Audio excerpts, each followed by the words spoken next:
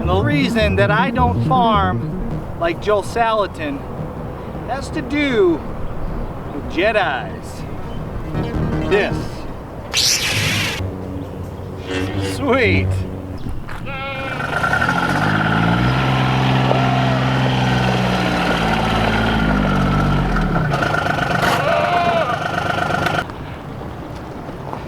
Well, you guessed it. Redoing the fencing again today. Whoa, whoa, whoa. Don't stop watching. This is not a fencing video. This is actually Ask Homesteady. We have some work to do on our fences because, well, quite frankly, the first 2 times we put up this cow fencing, we did it wrong. We did the wrong design. It just is not working for the way that we manage the cows and mow the hill. And so today we're redoing it, and it does have something to do with the question we were asked in today's episode of Ask Homesteady.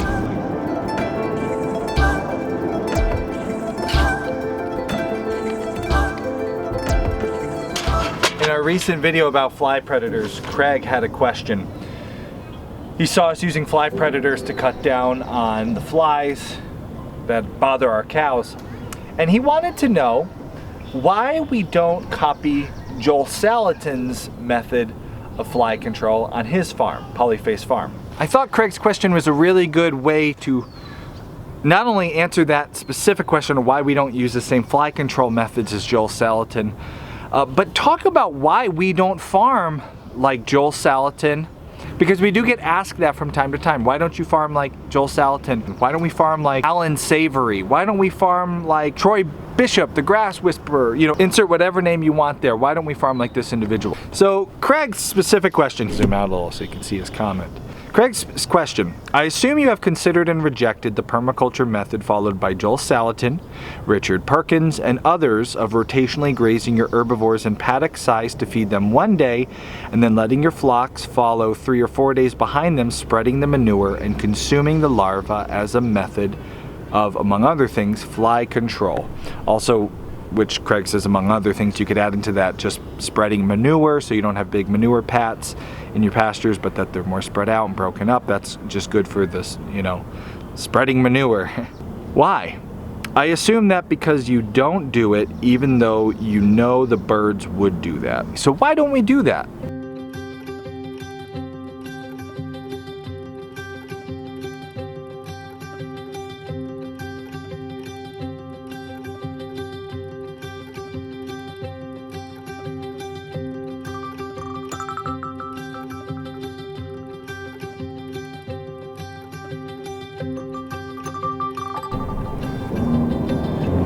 Okay, before I get into answering Craig's question, this is Ask Homesteady, where we answer your questions each week that you've left on our channel. If you want to get a question answered, add the hashtag Ask Homesteady to your question. That helps us find it when we sit down to do this video each week. And that's all there is to that. That's how you get on Ask Homesteady. Before I dive into why I don't farm like Joel Salatin, let me start off by saying, whether or not you agree with his methods, Joel Salatin is an amazing farmer. Basic definition, if you were to Google the definition of farmer, is a person who owns or manages a farm. In the parameters of talking about Joel Salatin, we're going to add to that someone who is earning money or running a business from those actions. And when you look at Joel Salatin, again, whether or not you agree with how he manages his farm, whether or not you believe all the organic claims and all that, get rid of all that stuff that gets people to argue. The guy, he's an amazing farmer. He has taken a family farm that his parents bought back in the 60s, and when he got involved around the 80s, he went from thinking he was going to fail, that it was never going to work, to turning it into a business where every year he makes millions of dollars. He employs lots of people on his farm. Some of the methods that he uses with rotational grazing and the whole idea of moving your chickens behind the cows, I think that's awesome. I think using chickens to scratch the poop up, eating fly larvae, Totally. Sounds like a great idea. So let's get that out of the water. I don't not like Joel Salatin. This video is not to hate on Joel Salatin. Let's move forward and just say, why don't I farm like him? And I have 3 reasons why we at this homestead don't farm like Joel Salatin.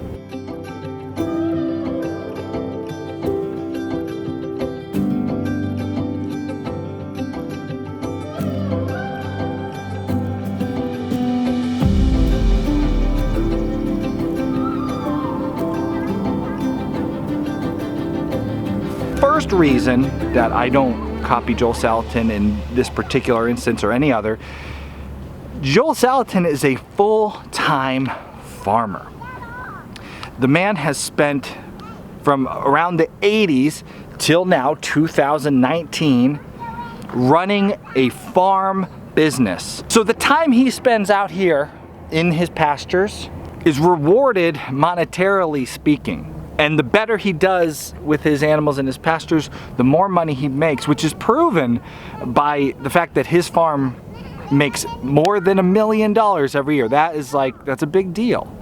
On the flip side, my homestead is I'm not a full-time farmer. I don't make money yet from any of these livestock. We used to back at Squash Hollow, but here we don't. So the time I can spend here is not rewarded monetarily the same way Joel Salatin's is. The way I earn a living primarily is content that is focused on the lifestyle of homesteading. If I spend 12 hours out moving animals on pasture versus 2 hours, the end result, the product I have to make money from is the same. It's a 15-minute video here on YouTube. So I don't have the time to spend in the field that would running cows, mob grazing system, followed by pastured poultry right behind them, scratching through. Moving that kind of animal load every single day takes hours. And I don't have that kind of time because I have a different business. Joel Salatin has that time because he is running a farm business. I'm running a content business. This ties in with another question that we got. Stephen Slade mentioned that the time I was spending out here pounding T-posts into the ground shouldn't be spent by me. It shouldn't be the manager of the farm or the owner's job. It really is a job for a gopher. And Stephen, you're not wrong at all. If I was running a farm business here like Joel Salatin, or even with the hopes someday to be like Joel Salatin, I should not be out here pounding T-posts. I should have helpers. Joel Salatin has a farm where he is running lots of employees to do that kind of work. Meanwhile, he can do the big level stuff. If I were trying to run a farm business, you're absolutely right. I shouldn't be out here pounding T-posts. But I'm not. I'm not trying to grow a huge farm business like Joel Salatin. I'm trying to run a family homestead. I have my wife and kids who help me out, with certain tasks, but nobody here can pound in posts. That's the only thing, that's a job for me. And I'm not trying to build a big farm business with lots of farm employees. And the nugget that most of our viewers can take away from that is most of our viewers are either not at all homesteading or farming, or they're doing a small homestead, small family farm. And for most of you, you will not have the time in your hobby farm life to do everything someone like Joel Salatin or Alan Savory does. So that's the first point. We only have so much time, we can't do it all. I spend about 2 hours a day actually outside on the homestead. That's an average. Some days it's 5, other days it's none. But I try to every day have about 2 to 3 hours out on the homestead getting work done. So I consider that a hobby farm, slightly above average hobby farm time to invest in this. And if you think about it as a hobby, it makes a lot more sense. I love snowboarding. That's a hobby of mine. And I'm good as a snowboarder, but I'm never going to be as good or be able to do what the Olympic snowboarders do, because it's not my job to be a snowboarder, it's my hobby. That makes sense?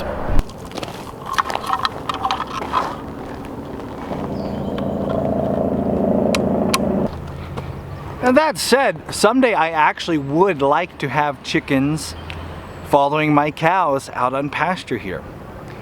Maybe not to the level that you see someone like Joel Salatin do it, but I would like to have a similar system to that. The second reason I'm not doing it right now is because we are new to this homestead. Kay and I have about a decade's worth of experience now homesteading, and only a fraction of that has been spent moving cows on pasture. Up until 2 months, actually a month and a half ago when we moved in and my in-laws left, we didn't even have full access to all of the pasture we wanted to use. When my in-laws were living here, my father-in-law didn't want the cows in certain spots, and that was fine, he was here, and so we respected that. It's only now, this first month and a half that you've watched us setting up this fencing, that we've been able to actually start trying out systems here on this farm. And the first and most important system that we have to get right is our cow and then our goat pasture. And here you can see day number 3 on YouTube that I'm making a video doing fencing. I think I even did a whole nother edition. I didn't even film it because I can only film so much fencing before people are like, nope, unsubscribe. We're trying to figure out what is the right pasture setup on this new homestead. And if you're at a new homestead for the first time or moving to a new homestead, you'll find so many things change. For those of you who are parents out there, if you have multiple kids, it's kind of like having multiple homesteads. You have your first kid and the first couple of years are really hard and you adapt and you learn how to become a parent. Hopefully you get to a point where you think like, oh, okay, I got this. And then you're feeling good, you decide let's have a second. And that second one comes along and it's totally different and the problems are totally new. And you're thinking, wait, I figured all this out. Why is this different and hard again? Because every kid's different. Every homestead's different. So we have been brought back to a beginning state, which means until we figure out where our cows are going and how we're moving them, there's no way we can follow them with chickens.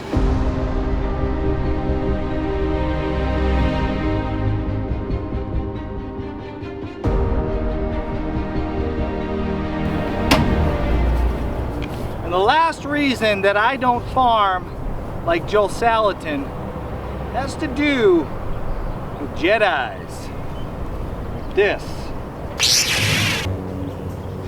Sweet.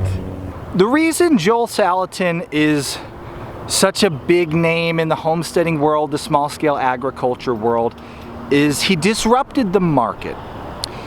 Whether or not he was the first guy to build a chicken tractor, he was a very loud voice and a very persuasive voice who convinced people that instead of building a building to put your chickens in that costs hundreds of thousands of dollars, you could put them out on pasture in much cheaper infrastructure and still run a profitable farm business. He is running a profitable farm with the methods that he employs, and I would like to run a profitable homestead, and there are some of the methods that he uses that I would like to emulate. But the third reason why I'm not, for example, running my chickens behind my cows, has to do with experience.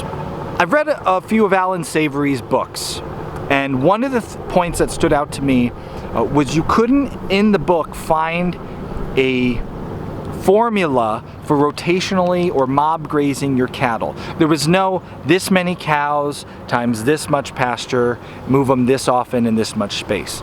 Because he talked about how rotationally grazing, mob grazing is based in science, but there's an art to it.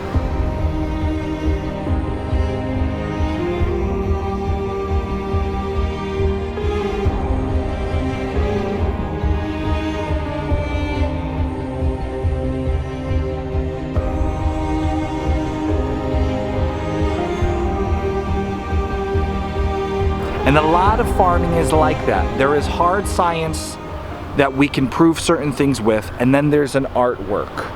This is sounding a little too mystical and woo-woo, and that's not what I mean.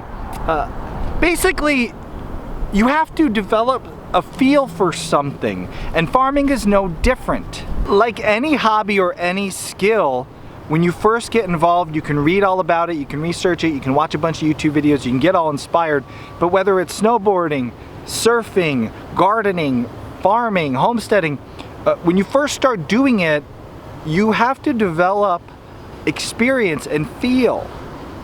And I point to Luke Skywalker. Think about Luke Skywalker in A New Hope. Obi-Wan knew that the Force was going to be strong with him. He knew he had the potential there. But that first time he held a lightsaber, you remember what that was like? Let me just, how's this? Oh, yeah, now. Ready? It was all like, ow! Gonna hurt somebody with that. Gotta watch my dogs. Could butcher a pig real quick with a lightsaber though. That would be pretty nice. Just cut it right in half. Then it would probably cook the entire thing.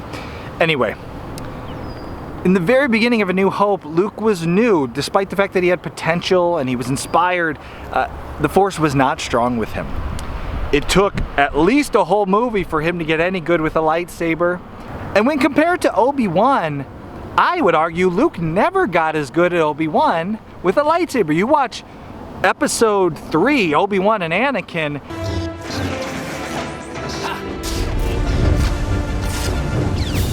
Obi-Wan is way better with a lightsaber than Luke ever became.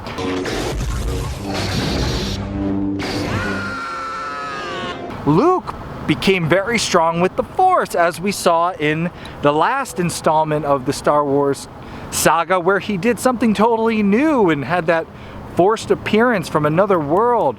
So he got good in his own way. He never got as good as Obi-Wan in lightsaber duels, I would argue, but he developed his own skills. He learned from Obi-Wan, he probably learned from Yoda, he learned from a little bit here and a little bit there, and he formed his own Jedi skill set.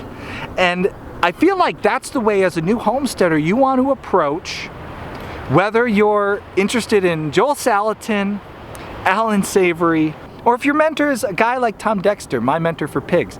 He was a 4-H guy. His pigs were not on pasture, they were on concrete. He was totally from a commercial pig farming background. No like permaculture, no organic, no nothing.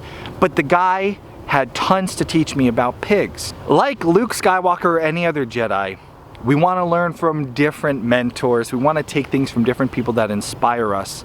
Meanwhile, not feeling bad or trying too quickly to be that person. There's a reason the Jedi Order had Padawan, and then Jedi Knights, and then Jedi Masters.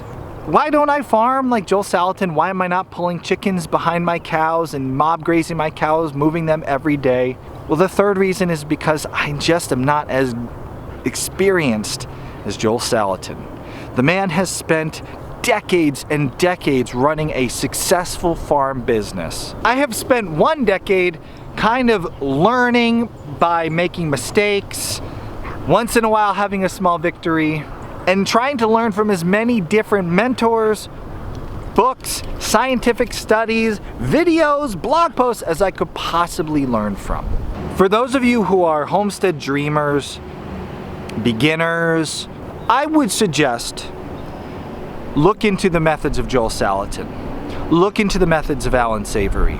Look at conventional agriculture. Large-scale beef producers, chicken producers. Look to the old-time farmer that lives down the road from you, and to the master gardener who has a couple raised beds down the street.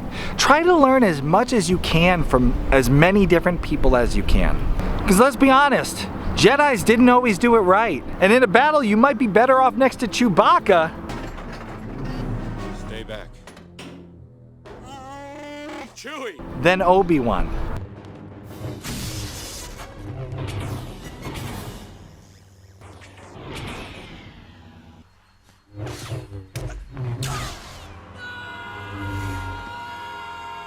I'm just saying, he let Qui-Gon die, and Qui-Gon was one of my favorite Jedis. As we all get better together on our homesteads, more productive, more skilled, don't rush to become a Jedi Master. Don't rush to try to do Jedi Master things. That was the mistake that Anakin made, and we see where that got him. You underestimate my power! Don't try it! Dead.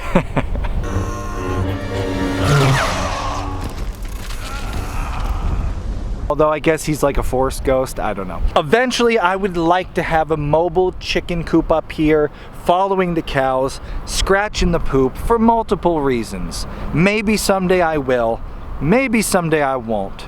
We're gonna keep growing slow and steady here at our homestead. We find that that is the best way for homesteaders to grow, not to try to do everything at once and in 1 or 2 years try to replicate what Joel Salatin has built out of decades and decades. Instead, just slowly improve, keep learning from as many different people and many different methods as we can, try new things, and ultimately have fun doing this. And I'd like to say in the comments below, I know this video is going to cause some argument with some people. Just remember, we're all out here trying to do something nice and enjoy doing it. And don't take it so seriously when people disagree with your methods or aren't doing what you think they should be doing. Everybody calm down, enjoy homesteading. That's honestly like one of the reasons I threw so much Star Wars into this mix, because when everybody disagrees about everything, at least we can all agree that Star Wars is great. No. It's not true. That's impossible! Right, can we agree about that? No! No! I don't know, Bobo. Can't win them all, right? Let's go, pups, come on! As you can imagine, this video took a long time to produce. If you enjoyed it, please share it on 2 social media platforms: Instagram, Facebook, Pinterest, whichever you prefer. I'd love it if you shared it in 2 spots today. Thanks.